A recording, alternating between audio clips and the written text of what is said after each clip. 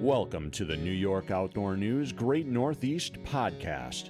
Every 2 weeks, we explore news and issues affecting hunters, anglers, and conservation across the northeastern United States. If you enjoy the content here, be sure to subscribe to our print or digital versions by calling 800-535-5191 or visit our website at outdoornews.com.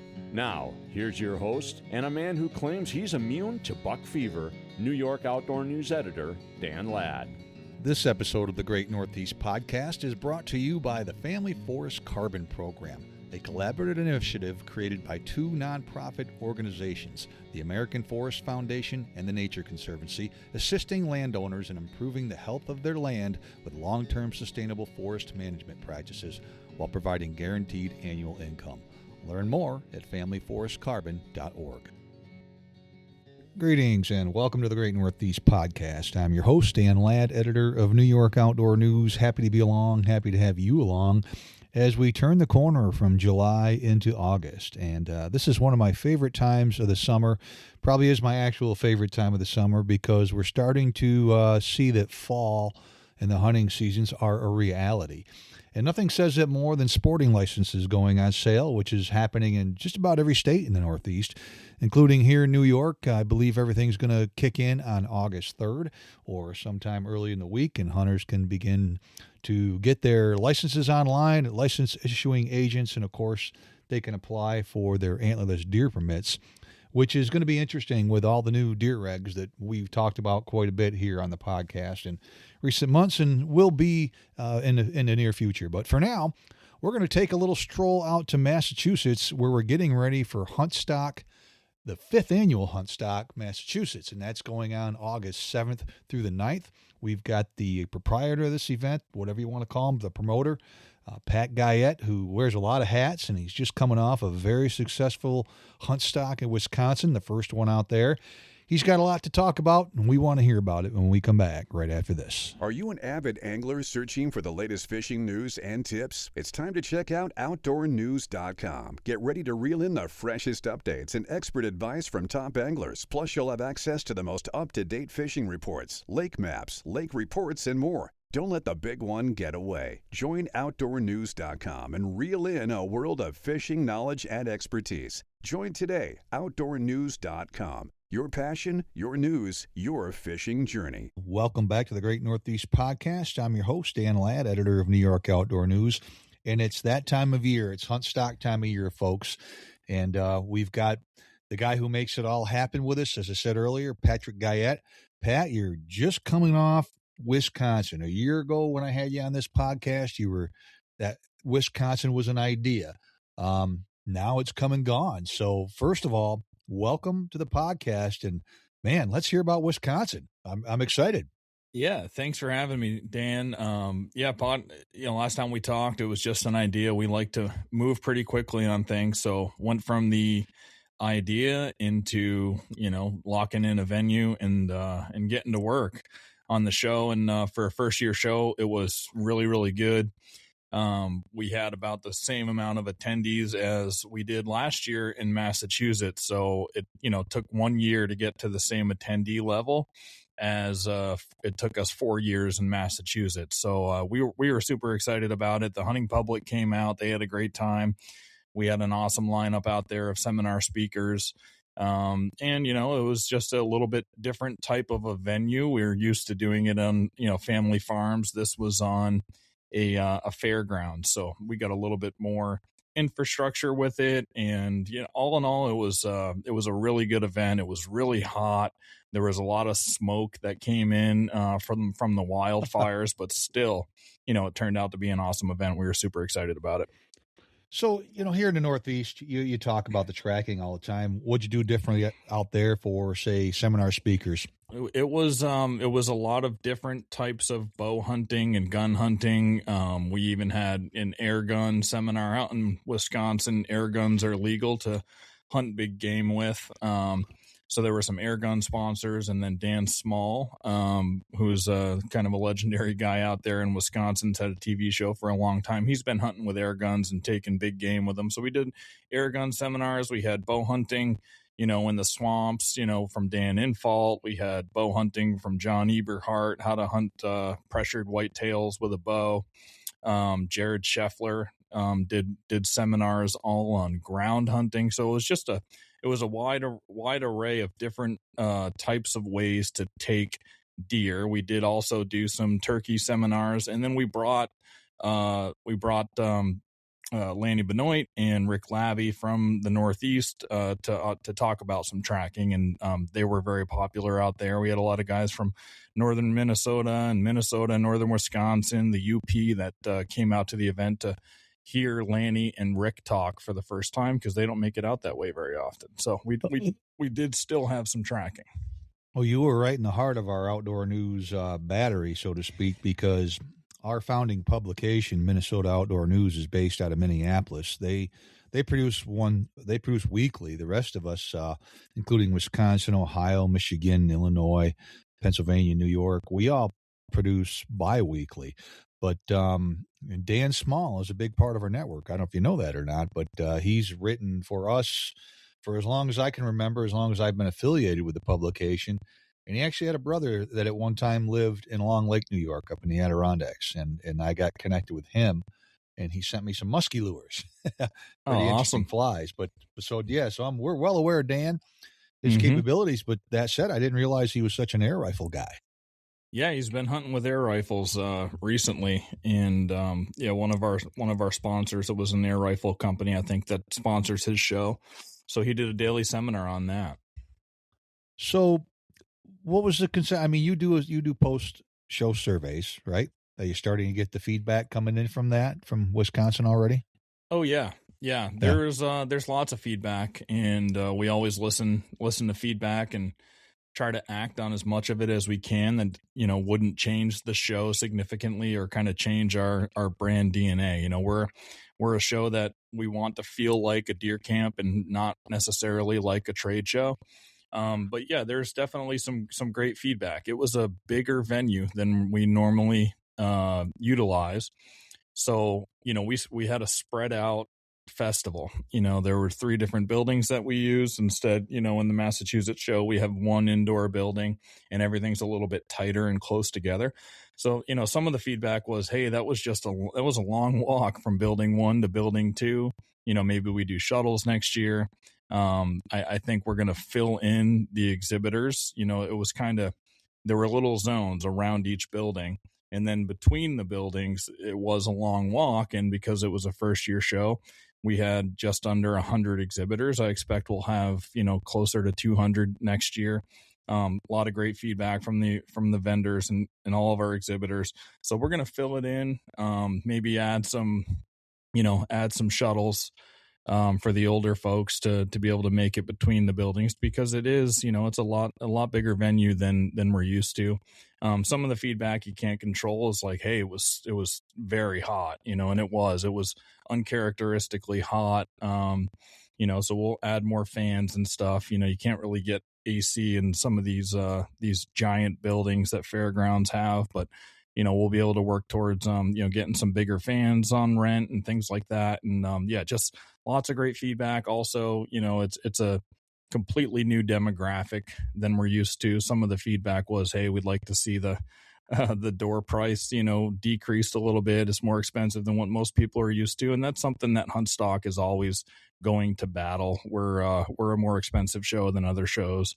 But we'll take all that stuff into consideration. And I think the big takeaway is every attendee that showed up and bought a ticket, they left extremely happy. They left saying that, well, that's a very unique show. I had a lot of fun there, and I can't wait to come back. They had a good experience. Wisconsin is obviously a legendary deer hunting state. I mean, so you made a good choice there. And I guess my question is that what brought you to Wisconsin? Did you look at it and say, okay, demographically, this is a deer hunting place? I'm sure that was part of your consideration. Absolutely. That played into it. We'd been doing the Northeast show for, like I said, 4 years. We're going into our 5th. And We tried the one out in New York, and didn't get the great community support around it that we wanted to see. And I think we've touched base on this before. It's just a little bit too close to that Northeast show. So both shows were kind of competing against each other, and it kind of split that Northeast deer camp feel into two different camps. All the New York guys just went to the New York show and didn't go to the Mass show. And, it kind of changed that whole feeling around that one that we do in Massachusetts. So we decided, hey, if we're going to do another one, let's actually do it out in the Mecca. Let's go to the Midwest and do it out there. And then Dan Infalt convinced us to do it in Wisconsin. It's in his backyard. He's a huge believer in Huntstock, had a great time at Huntstock last year in Massachusetts. And he was kind of the one that pushed us over the edge to get it to Wisconsin. So we're very happy that he did. And he's been a great supporter of us. So what's plans for next year out there? Dates, all that? Yeah, next year, same place, same weekend. So I believe it's July. This year it was July 17th, 18th, and 19th. And next year it's July 16th, 17th, and 18th. Same place, Dodge County Fairgrounds. We did all the heavy lifting this year, learning a new venue, learning new processes. So we like to take everything that we learned and put it back into use. And so next year, the logistics will be easier. We'll make improvements. So, we're all about tradition. When it comes to Huntstock, we want it to be a tradition. So, changing locations is not really in the cards. I mean, we'll see how it goes the next few years there. But we always want to go back to the same place, kind of same time frame, and make it a yearly tradition that people can look forward to. And with Wisconsin, whereabouts is this in Wisconsin? I'm not familiar with the state at all. Where is it located in Wisconsin? It was in Beaver Dam, Wisconsin, and if you look at it on a map, it's about equidistant from Madison and Milwaukee. If you drew 2 points between Madison and Milwaukee, it's kind of a flat line going east-west. And then if it was pretty much an equilateral triangle, the northern point of that triangle is where Beaver Dam is. So it's very close, within an hour of Milwaukee, within an hour of Madison, and it's in a great location. How hard was it for you to, put something like this together, living where you live here on the East Coast? It wasn't that hard. I mean, we've done enough of these, and before I started Huntstock, I worked at Spartan Race, and I planned was part of the planning for over 100 events that I then physically went to. More in a sponsorship and exhibitor capacity, but I wore a lot of hats at Spartan Race. I was one of the first employees there, so I got to experience how to build an event and a festival, how to run it the right way, things not to do, that Spartan did early on that I wanted to avoid. So it's really not as hard as it sounds to plan it from a distance.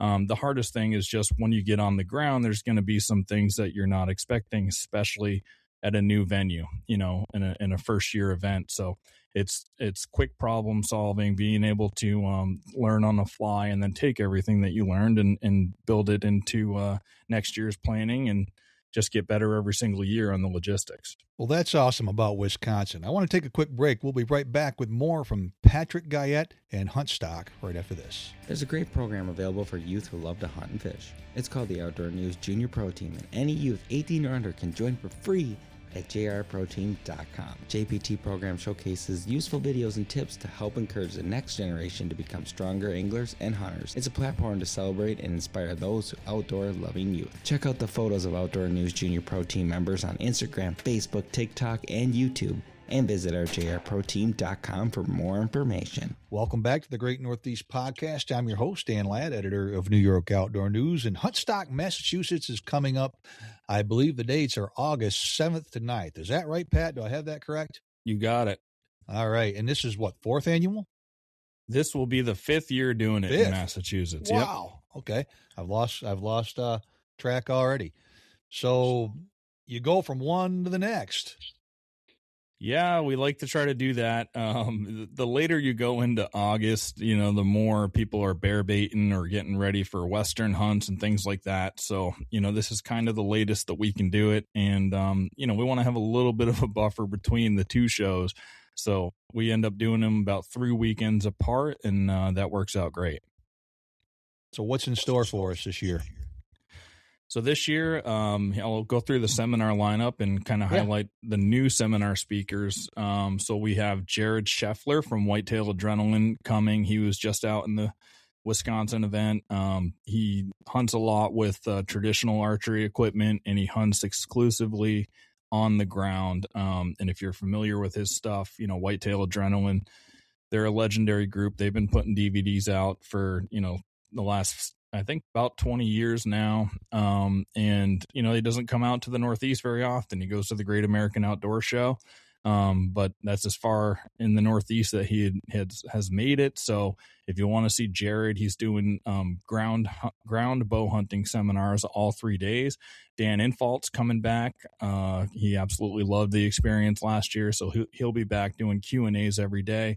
Bo Martonic from East Meets West will be there doing seminars on mountain bow hunting on Friday and Saturday, and he's going to be doing some live podcasting as well. One thing we did out in Wisconsin that was a big hit was Huntstock After Hours live podcasts. We had a group called Hunt XP Podcast doing a live show. So while the band is playing, while people are enjoying themselves, they just kind of have an open mic, and people can jump on, tell a deer story, or talk about their experience. And Bo's going to be doing that at the Northeast show. So Huntstock After Hours. And I believe live streaming from his YouTube channel. But we're super excited to have Bo coming. He's also bringing Johnny Stewart, who's a good friend of his and a really good hunter too. Johnny's not going to be doing any seminars, but he's going to be hanging out all weekend and probably hop on Bo's podcast when he does those live podcasts. And then, Joe Donito and Jim Massett are coming back. Those guys are from out your way, and they haven't been to Huntstock Northeast since 2023. So they're going to be coming back and doing seminars all 3 days, which we're super excited about. Joe delivers just one of the best tracking seminars, I believe, that's out there. And he's got such a great way of teaching and explaining it to people. And then you've got Lanny Benoit, Connecticut Carl, Rodney Elmer, Rick Labby, Jeff Doyle, Jake Bennett, Randy Flannery, just a star-studded lineup in the Northeast again. I know a lot of those guys. Of course, Randy Flannery is a very good friend, and Jim Massett and Joe Donito are good friends. And I agree with you on Joe. I love what Joe does. I mean, and I tell him all the time, all these phases he has in his seminar, I won't give them away because we want people to come to the show and see, but Joe goes through different phases, as does Randy Flannery, actually, different phases of the track as you're following a deer track. And he breaks it down, in each one of those phases, as I'm calling them as we sit here, in my mind, is a chapter in a book. Oh, yeah. And I tell Joe that all the time. And if I ever get to retirement, maybe I can sit down with Joe and Randy and work with them on books, because their delivery, even though it's different, or I should say their topic, even though it's different and the end result is the same, their delivery is unique to each one of them. Randy talks about the 5 points that he got from his grandfather, and same thing, just a different way of going about the task at hand, and very unique, extremely unique. And I had the privilege of meeting Rick Labby over the winter. I went up to the Yankee Sportsman's Classic in Burlington, Vermont, Essex Junction, actually, and finally got to meet Rick. And the other thing about Lanny is Lanny turned 80 this year. I don't know if you know that. Yeah. We want to catch up with him and do a story on that at some point in Outdoor News. And, all these guys are they all have something different to offer. But this, who was the first guy you mentioned that hunts from the ground? I think that's unique. Yeah. Jared Scheffler. Okay. And where's he from? He lives in Iowa now. He's from Wisconsin, but he lives in Iowa, and he was kind of, if you know what the hunting public does these days on YouTube, he was kind of the first one doing that style of hunting and that style of editing. from before those guys came around, and he's just been putting out DVDs, since day one, and he still does that. And he's just a really, really, really good hunter. He's also, one of the other things that we did last year was the Legends Camp giveaway at Huntstock, Northeast. So if you come on Saturday, we draw a winner who gets to come and join camp with a couple of the legends that will be on, on our seminar lineup. Last year it was, Lanny Benoit and Rick Labby and Dan Infalt in camp. This year, both Rick's got another hunt and Lanny's got a surgery scheduled around that time. But this year, the Hunting Legends Camp that we're going to be drawing on Saturday, Jared Scheffler is coming to that camp. Dan Infalt's coming to that camp, and Joe Donito and Jim Massett are both coming to that camp. So all four of those guys will be great in camp. You'll have a chance to, share deer camp with them for 3 nights and 3 days of hunting. And then you've got a bunch of other guys that are great hunters that'll be at camp too. Jeff Doyle, Neil Pendleton, Pat Burns, my partner, myself, and a couple of other guys. So it's a really fun thing, and you'll have a chance to win that if you're there on Saturday. Incredible. That's great. And what a great experience to have. But you won't be able to get into word edgewise with all those guys. Well, it's more about listening, I think. If you know what I mean. Sure. If you win that, you're going to want to soak up all the stories and the knowledge of those guys. God gave us 2 ears and 1 mouth for a reason. Yep. Just bring a recorder along with you. That's incredible. Yeah, absolutely. Geez, Pat, I want to catch up more on this. We're going to take a quick break right here, but when we come back, we want to talk more about Huntstock, Massachusetts, coming up August 7th, 8th, and 9th. Very soon. We'll be right back right after this. Your land is your legacy, but keeping it healthy and thriving means caring for it now and in the future. The Family Forest Carbon Program can help you do right by your land with guaranteed income, help developing a forest management plan, and advice from experts. If you own 30 acres or more of forest land in Vermont, Massachusetts, or New York, you may be eligible to enroll in the Family Forest Carbon Program. Visit familyforestcarbon.org and enroll today. Welcome back to the Great Northeast Podcast. I'm your host, Dan Ladd, editor of New York Outdoor News, and we've got Pat on. Pat Guyette here with Huntstock. Pat, I think we've had you on 4 times now. You're starting to compete with guys like Steve Pyatt and a few others for having the most appearances on our podcast here, which, by the way, we just recorded our 100th episode here about a month ago. But some of the guys you're talking about, of course, Jim Massett is one of my favorite people in the whole world. Me too. And a number of years ago, I was working on a documentary on Adirondack deer camps that never got completed, for long story. But we went to Jim's camp, spent a day there, ate venison, and filmed a bunch of those guys talking. Unfortunately, Joe wasn't there that day, but there were a whole bunch of other guys that were. And I still have all that video, all the audio from that. Just good stuff to hang on to, to really keep a hold of. But absolutely, you should put it together and throw it into the Huntstock Film Festival one of these years. It's out of my control. It's okay. I was the writer. That's what was my job. I was brought on to write a script, and the whole thing just never got finished. But it was really cool. It was a great experience. Met a lot of people and became friends. Became much closer with Jim and Joe during that, especially Jim. And he had a nice little hunting camp at the time in Inlet, New York, which is central Adirondacks, near the Moose River Plains area. And of course, he was still hunting pretty heavily back then in his prime. But what else you got to say about Huntstock, Massachusetts? Anything new this year? Yeah, we'll talk about, we do a lot of deer hunting seminars. Obviously, deer is kind of king at Huntstock, but we wanted to make sure that we have other types of seminars out there. So we're doing, this year we've got an emergency wilderness first aid seminar by Jake Bennett.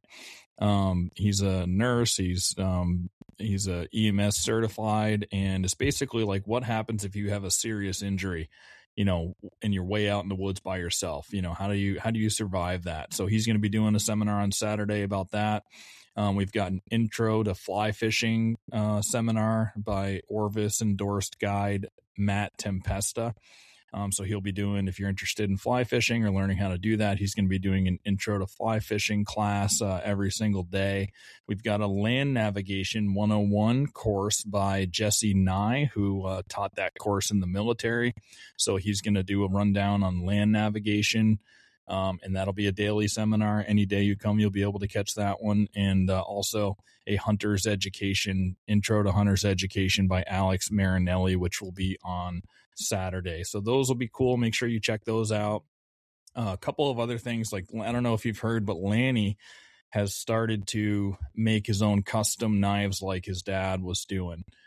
So handmade custom knives with deer antlers as the handles. They're very nice, very high quality. Anything that Lanny does, he does, to the best. He does it to the extreme. He gets really good at it.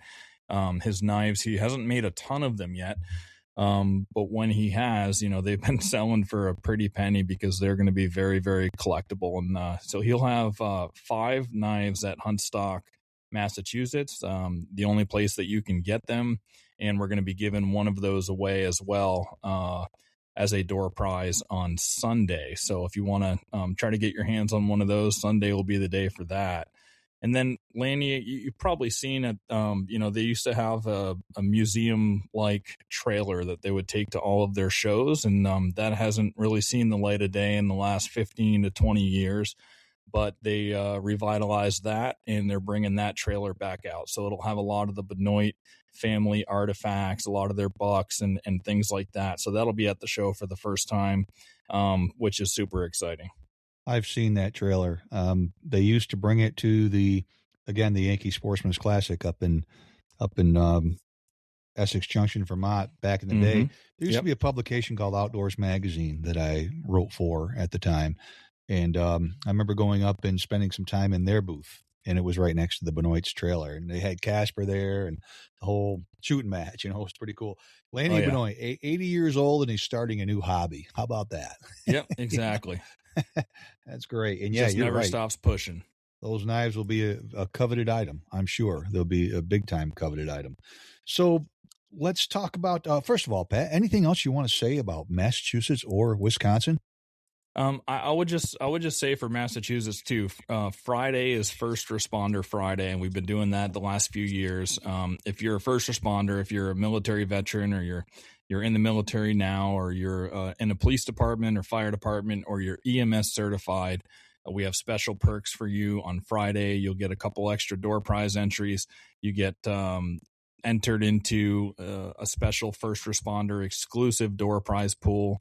And that has over $6,000 in prizes. So you get a lot higher chances of winning things on Friday from our door prizes if you're a first responder. And then the first 100 first responders to check in on Friday will also get a free drink voucher for the bar.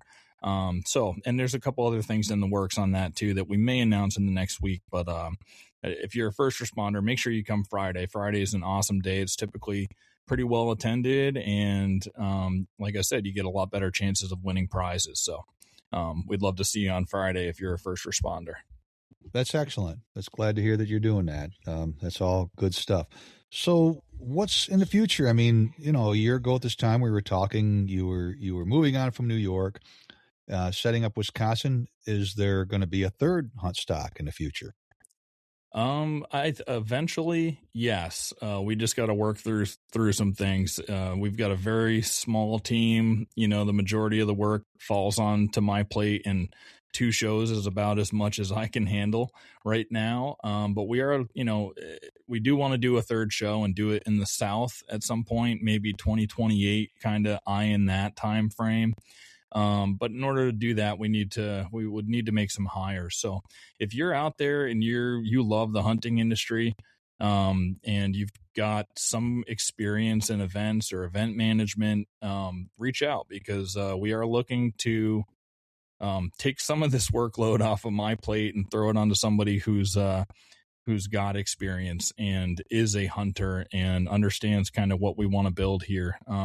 But the long and short of it is we don't want to do too many events. We would want to do them regionally, have them far enough away from each other that they're all their own unique, exhibitor lineups, seminar lineups, and have their own feeling to it. But the South is definitely one we keep getting requests. Bring it to the South, bring it to the South. We'd love to have it down here. So that's on our radar, but there is really no time frame for it yet. Would you consider like a different time of year, maybe the spring? Possibly. Yeah. One of the things that I like to do when we're starting, if we're starting to think about adding a show, is try something different. Like going to the Midwest instead of doing it on a family farm. We wanted to try out a fairgrounds. So it gives us opportunities to like test out new things. And in the South, it's really hot around the time frame that we do it. So yeah, possibly we would try to do one in the spring. Yeah, that's just me thinking off the cuff. That's all. Yeah. Yep. Great. Well, Pat, thanks again for coming on. It's always a pleasure having you. We do this kind of annually, and I'm glad to see that Huntstock is growing. And I don't know if I'm going to make it out there. If I do, it will be Friday. That's be the day that I would make it out, because I would like to come out and see Randy at least, because I don't get to see him very much. I did spend some time with him over the winter, and I've got to get him on the podcast here pretty soon, at least before fall, to talk about some of his techniques. But I know the lineup is great, and it always is, and everybody that goes out there is going to come away with an opportunity to learn something just in time for deer season. So I appreciate what you're doing out there. I'm glad it's working out for you, and I'm glad you had success in Wisconsin, and I'm sure you will do that in the South as well. Is there anything else you want to say before we sign off? No, if you want to get tickets, you can get it at www.huntstockevents.com. But you can also get tickets at the door, and we are selling a lot of tickets for this year. So it'll probably be busier than last year. If you plan on coming on Saturday, that's the busiest day. I would just plan on getting there. Try to get there around 8, which is an hour before the gates open. Get yourself a good parking spot and be ready to go. It's going to be a really great event. 5th year doing it. We've got this one down pat in terms of logistics, so it becomes easier every year for us to manage it. And we just you never know what you're going to see. We'll have some last minute things thrown into Huntstock that's not even advertised. But yeah, we'd love to see kids under 12 get in for free. Come out and join us this year, especially if you've never been. But if you have been, we look forward to seeing you again. And Dan, thanks for having me on. I appreciate it. Excellent. It's always a pleasure, my friend. And maybe I'll see you next weekend. I don't know for sure. I got a couple irons in the fire, but you never know. Bring your guitar if you do come. There's been a lot of that going on lately. I can tell you that. It's been, been a busy summer musically for me. Awesome. And that's the one thing I do has nothing to do with what I do for work. I was just having that conversation with somebody yesterday about, I enjoy reloading, of course, hunting and fishing. Everything I do is tied to what I do for a living, and it's not a problem. But music is something that is not connected to it, and until I start singing about being outside or a fishing song or something. Yeah. But I had a great time with the guitar out there a couple of years ago, and really enjoyed that. And it was a fun night around the campfire. I really had fun. It was a good time. Mm-hmm. Pat, thanks for coming on. I wish you good luck next week. You've been listening to the Great Northeast Podcast. Here's hoping everybody has a big buck on their meat pole and a big fish in their net. For New York Outdoor News, I'm Dan Ladd. Missed a past episode of the New York Outdoor News Great Northeast Podcast? You can find previous programs at outdoornews.com or via your favorite podcast streaming platform. And for the rest of the story on the topics we cover on this program, get yourself a subscription to Outdoor News. Simply call 800-535-5191 or visit us at outdoornews.com. And don't forget to join us again here in 2 weeks to talk everything out of doors. Thanks for listening to the New York Outdoor News Great Northeast Podcast.